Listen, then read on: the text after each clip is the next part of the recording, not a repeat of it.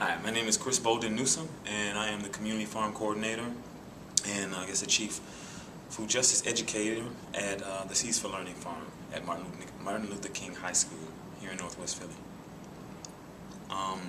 And the work that I do is sort of difficult to describe because I have a job description which says that I'm the farmer and the educator.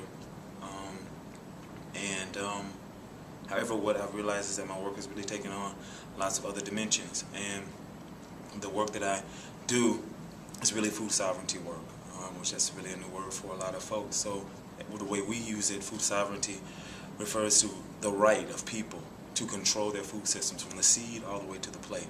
And we realize that coming to a community that has systematically lost its foodways, as most communities in general, but certainly poor communities of color, have seen devastation in terms of access to food, to fresh, good food. That's one thing. The story is the same whether it be West Oak Lane or West Tulsa, East St. Louis, any of those places. And what we find is that access to fresh food is definitely challenged, if available at all.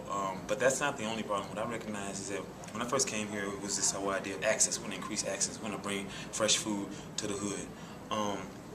And doing food sovereignty work, we recognize that if people have lost their foodways, and by foodways I'm referring to all of the processes associated with